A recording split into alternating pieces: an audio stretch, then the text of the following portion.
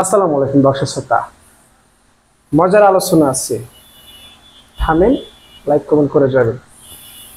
দর্শক শ্রোতা, 4 দিনের সফরে অলরেডি বাংলাদেশ ছেড়েছেন ডক্টর মোহাম্মদ ইউনূস, এটা আপনারা সবাই জানেন। কিন্তু এর মধ্যে যেটা সবচেয়ে আলোচনার তুঙ্গে সেটা হচ্ছে অন্তর্বর্তীকালীন সরকারের সাথে বিএনপির ভারপ্রাপ্ত চেয়ারম্যান তারেক রহমানের বৈঠক হবে আগামী 13ই জুন। এখন এই বৈঠক নিয়ে চলতেছে নানা ধরনের আলোচনা সমালোচনা। বিএনপি বলতেছে এই বৈঠকে রাজনীতির টার্নিং পয়েন্ট ঘুরে যাবে। অনেকের ভাষ্য মতে যে ডক্টর ইউনূস বাংলাদেশে ফিরে ডিসেম্বরে নির্বাচন ঘোষণা করবে ভারপ্রাপ্ত চেয়ারম্যান তারেক রহমানের সাথে সাক্ষাতের পরে।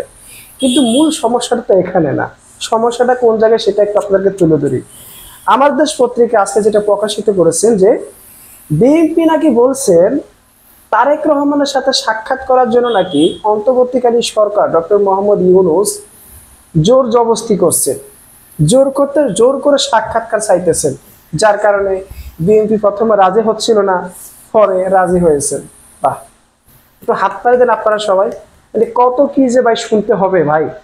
অন্তর্বর্তীকালীন সরকার খায়া দায়ের কাম নাই, এরা বিদেশে গেছে, ভারপ্রাপ্ত চেয়ারম্যান তারেক রহমানের সাথে জোর করে সাক্ষাৎ নেব, বিএনপি রাজি না, ভারপ্রাপ্ত চেয়ারম্যান রাজি না, অনেক জোর করে রাজি করিয়েছেন অন্তর্বর্তীকালীন সরকারের সাথে সাক্ষাৎ নেওয়ার জন্য।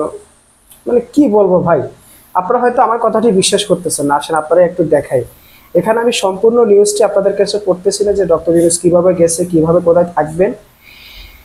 এখন কথা হচ্ছে বিএনপি জানিয়েছেন, আমার দেশ পত্রিকায় প্রকাশিত এই নিউজটি, আগামী 13 জুন শুক্রবার স্থানীয় সময় সকাল 9টা থেকে 11টা পর্যন্ত লন্ডনের হোটেল ডোরস্টারে বৈঠক অনুষ্ঠিত হবে। বিএনপির পক্ষ থেকে দাবি করা হচ্ছে বৈঠকের বিষয়ে মূল আগ্রহ দেখানো হয়েছে অন্তর্বর্তীকালীন সরকারের পক্ষ থেকে, যে কারণে সায় দিয়েছে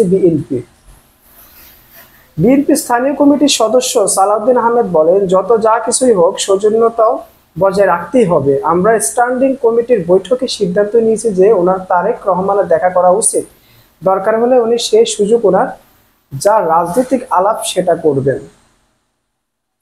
সালাউদ্দিন আহমেদ, আপনারা ভালো করে তাকে চিনেন, যিনি কিনা বিগত বছর ধরে ভারতে নাকি আপনার লুকাইছিল, নাকি তাকে অপহরণ করছেন। গণ অভ্যুত্থানের পরে দেশে আসার পরে তিনি রাজনীতিতে বাজিমাত হয়ে উঠেছেন বিএনপি।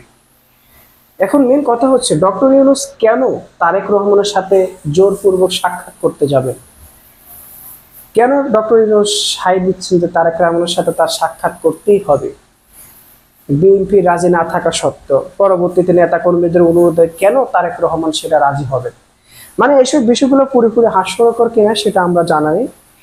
এখন অনেকের মতে দুজনের বৈঠক হবে এটি সময়ের চাহিদা, কিন্তু এই যে বৈঠকটা হবে এটা কিন্তু দুই দলের একটা সম্মত ছিল, রাষ্ট্রপক্ষের এমন বিএনপি দলের আলোচনা হচ্ছিল।